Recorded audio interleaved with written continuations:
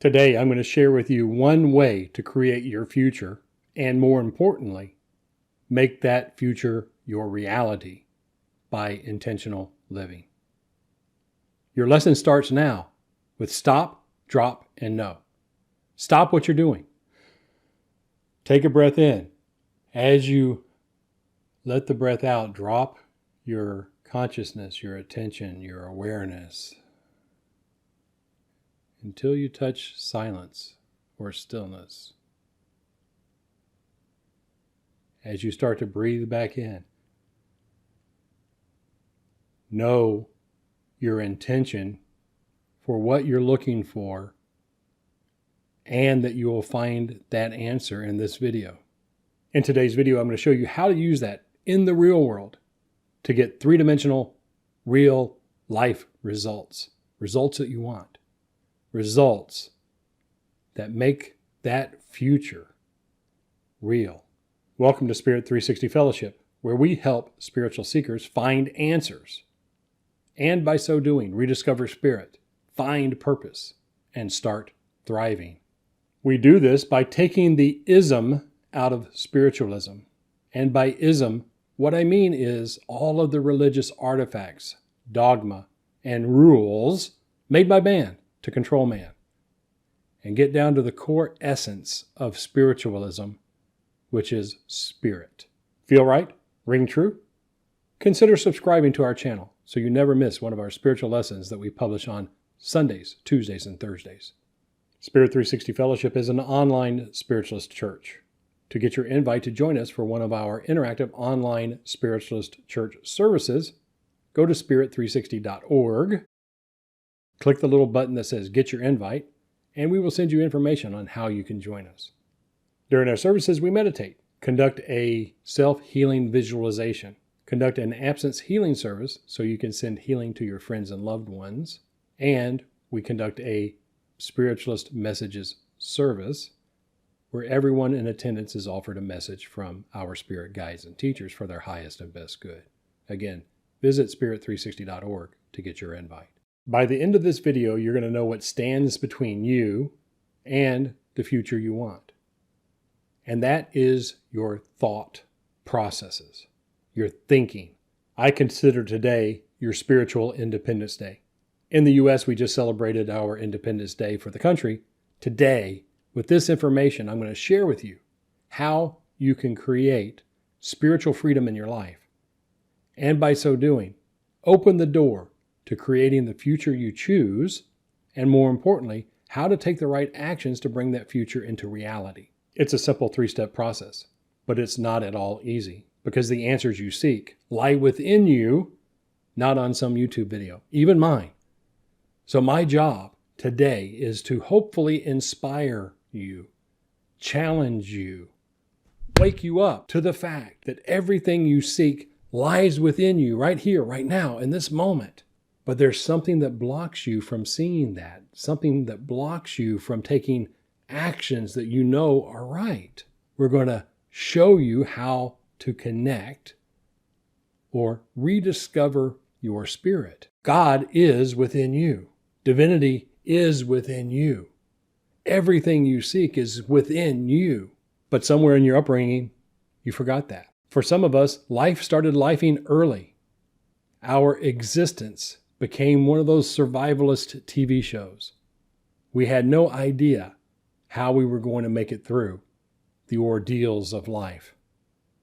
All of those early childhood experiences shaped your reality, shaped your view of the world, shaped your mindset, shaped your experience of what works. You see, we're born first as animals, body. And the body's main job through millions of years of evolution is to survive. Because if it doesn't survive, it can't procreate. It can't do what its main purpose is, which is to ensure the survival of the species. That's what all animals do. They're born, they mature, they mate, they die. But somewhere along the line, we got this big honking brain. And with that brain came the ability to think abstractly, think symbolically, become self-aware, but we're still animals first. So survival is our number one job in life. Spirituality, spiritualism, spiritual growth are mainly the domain of old souls. An old soul is someone who has had at least 30 to 35 previous lifetimes as a human. And they bring into this current soul a spirit that has evolved quite a bit towards nirvana. Spirituality is a foregone conclusion. We absolutely know that there is more to life than meets the eye. We just don't know how to access it on command when we need it most. But we have glimpses from time to time. And it's those glimpses that inspire us, that pull us forward. Most people I know who are old souls are drawn to spirituality like a moth to flame. And even though the moth sometimes gets burned or singed by the flame, they're still drawn to it. So if you're drawn to spirituality, to those things spiritual, to the invisible, to what lies beyond the delusions of the outward senses, then you might be an old soul. There's this other type of old soul where people become street smart very early in life because they have to. So there's that type of old soul, but then there's also the spiritual old soul.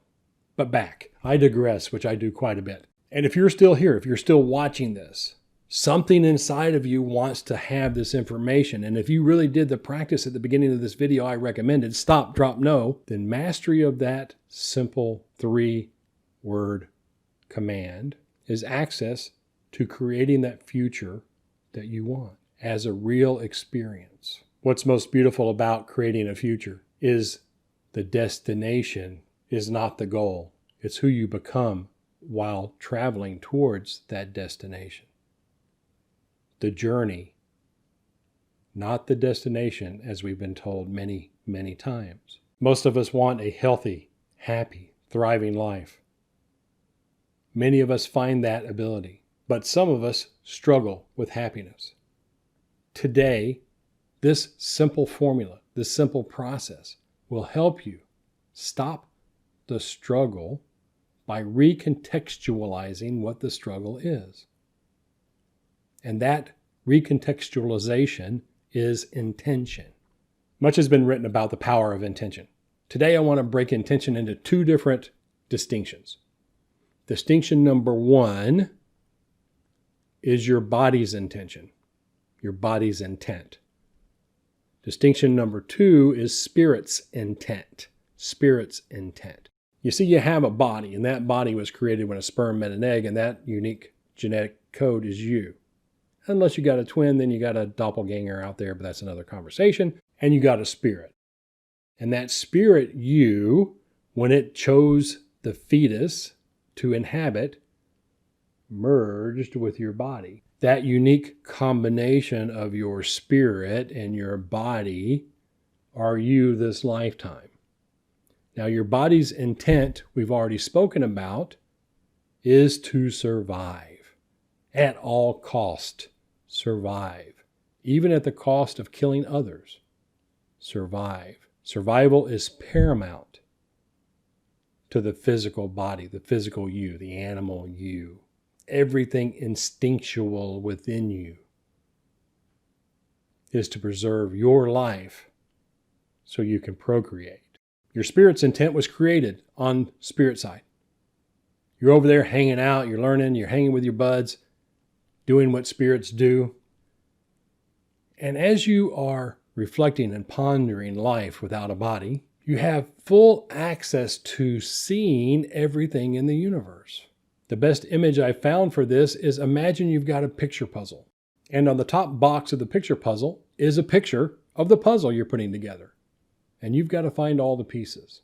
Our lives as human beings are basically a scavenger hunt looking for pieces to the puzzle which we don't understand. So we're over on spirit side and we conjecture and we learn and we rationally, logically go through and we discern this and we discern that and we put all the pieces together that we've got and we start looking for pieces that we can't find. And in counsel with our other spirit guides, teachers, friends on the other side, we decide that we have to come over here to have a physical, real-world, three-dimensional experience to find those puzzle pieces. These are your spiritual lessons this lifetime. Most of us get confused with life lessons versus spiritual lessons.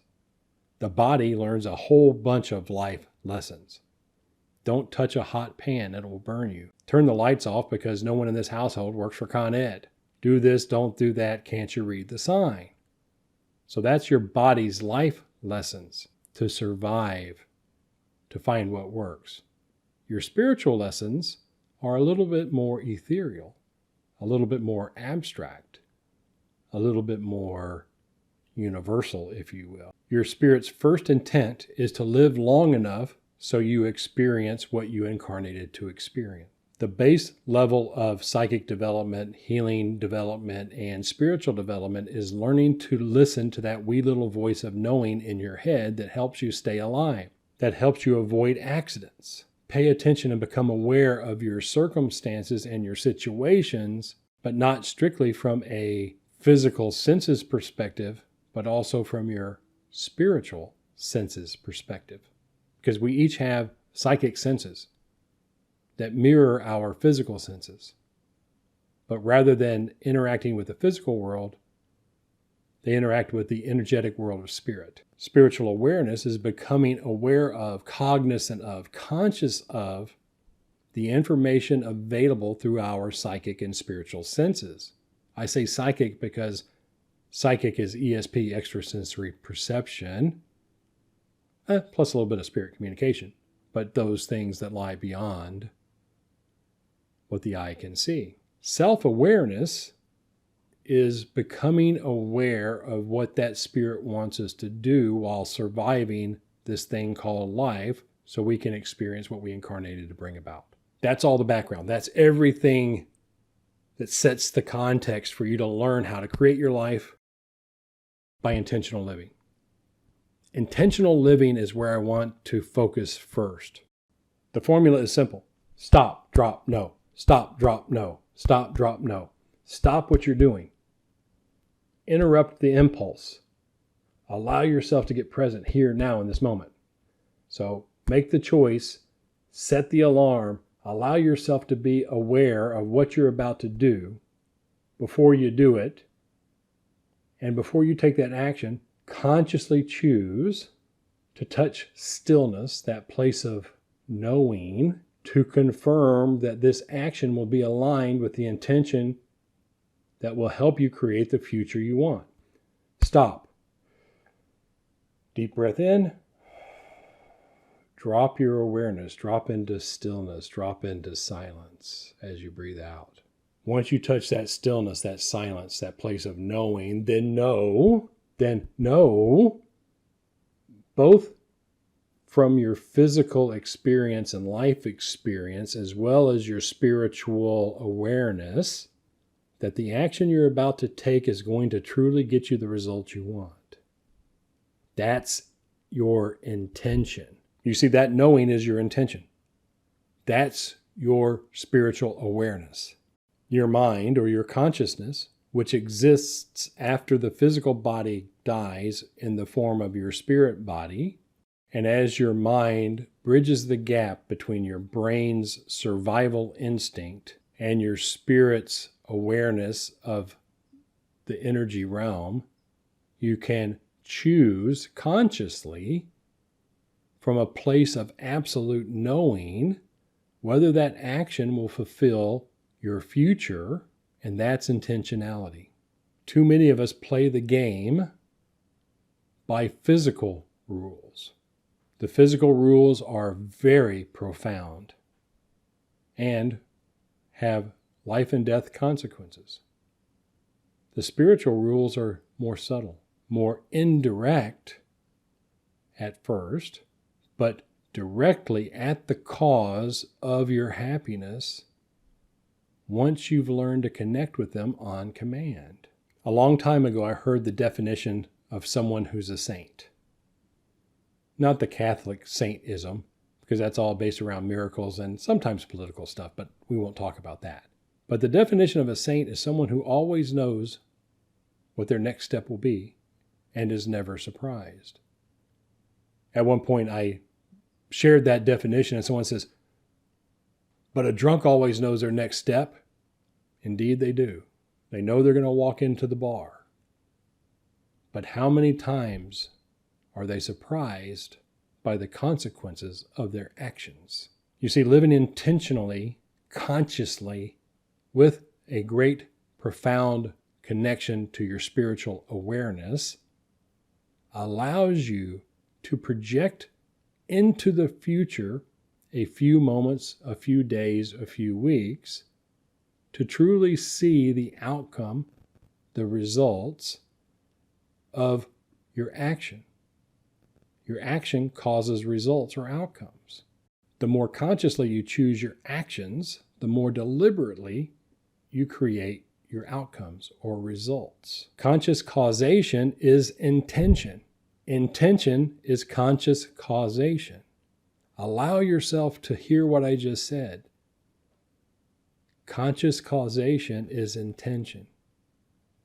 You know what you want in your future. If you don't know, you need to really look at what you want in your future. Most of us want to be happy. Most of us want to thrive.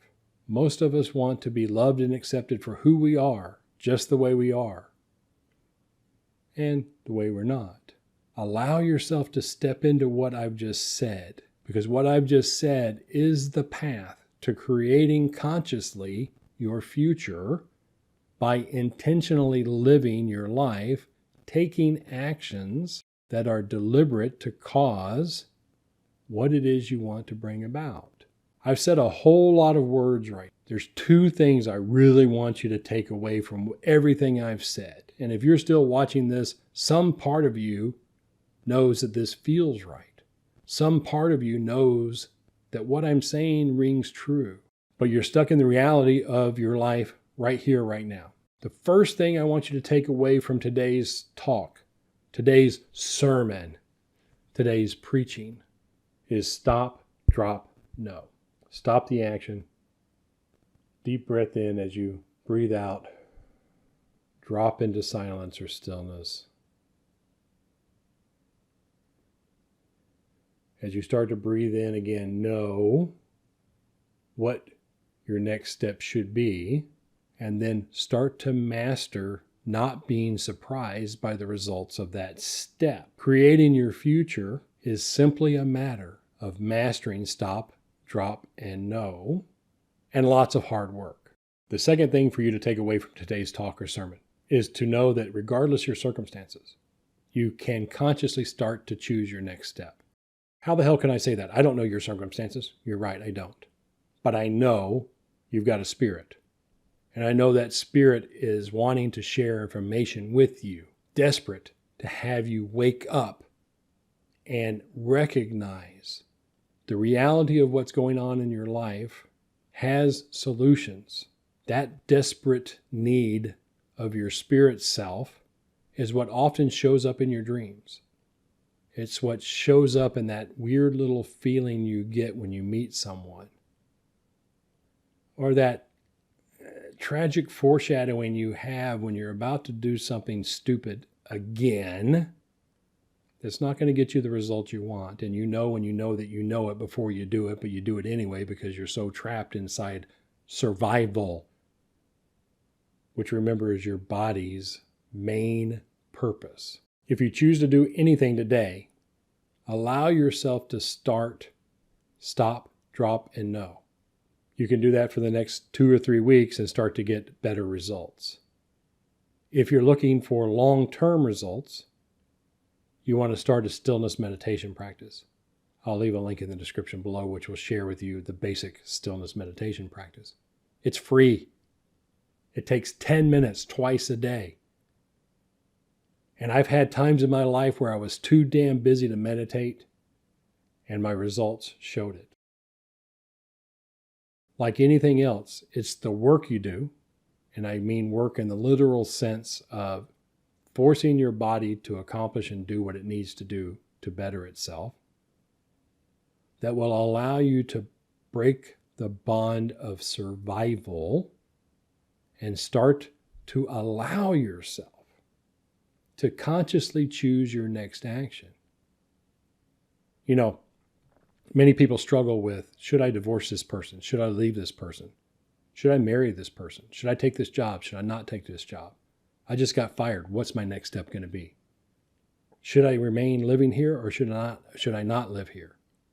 And in my experience, everyone I've ever met knows the answer to every question that they ask a psychic or a medium or a spiritualist minister inside of a counseling session. You know the answer. You just don't like it. Or you know the answer and you're just unclear as to the next step to bring that about. The next step is stop, drop, no. In the space of 2 breaths, you can change the course of your life. And remember, constant course corrections are required to get where you're wanting to go. Stop. Drop.